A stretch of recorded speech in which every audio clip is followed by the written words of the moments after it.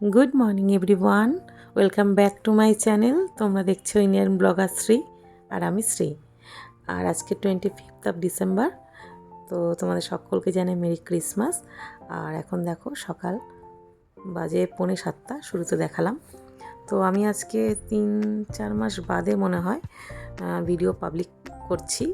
तो এই কমাস বিভিন্ন রকম কারণে আমি ভিডিও করতে পারিনি, তো ভাবলাম আজকের দিনটাই সবথেকে বেস্ট হবে।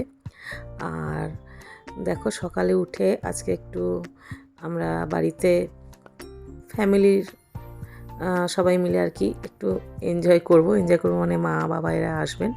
তো ওর জন্য আমি সকাল সকাল উঠে গেছি আর সমস্ত কাজগুলো এক এক করে করছি। আর শুরুতে দেখলে আমি আমার ব্যালকনির ভিউটা তোমাদের দেখালাম। আর এই দেখো একটু বেলা হতে ভিউটা এরকম আসছে। আর সামনেই মেন রোড, ওই দেখো আমি জুম করে দেখাচ্ছি, ওই সাইকেল চলে গেল। খুব সুন্দর একটা সোসাইটিতে আমরা মানে ফাইনালি শিফট করেছি। এই শিফটিং নিয়ে একটা সমস্যা হচ্ছিল, এর জন্য আমি ভিডিও করছিলাম না।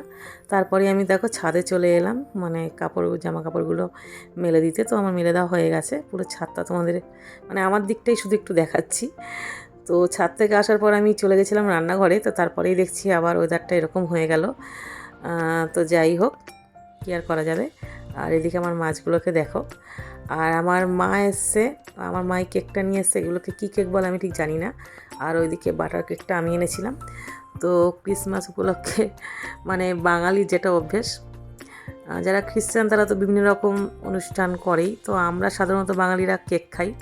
তো কেক টেক খেয়ে আমি আর আমার হাজব্যান্ড একটু বেরিয়ে গেলাম একটা দরকারে। তো বাড়ি গিয়ে রান্না করব। আর এই দেখো বাড়িতে চলেও এসেছি। আর আজকের মেনুতে হচ্ছে ভেজ ফ্রাইড রাইস সাথে মটন কষা। মটনটা পুরো কড়াইতেই রান্না করব, ওই জন্য এতটা জল দিয়ে দিয়েছি, কষে যাবে। আর এই দেখো আমার ফাদার ইন ল আর আমার এটা মা সবাই চলে। তো ফ্রেন্ডস, সবার লাঞ্চ করা হয়ে গেছে, এবার আমিও লাঞ্চটা করে নিচ্ছি। আর সবাই মিলে বসে একটু গল্প করছিলাম। ক্রিসমাসে কী আর করব, ছেলেমেয়েরা সব যে যার মতো আনন্দ করতে বেরিয়ে গেছে। তো চলো তোমাদের সঙ্গে বিকালে দেখা হচ্ছে।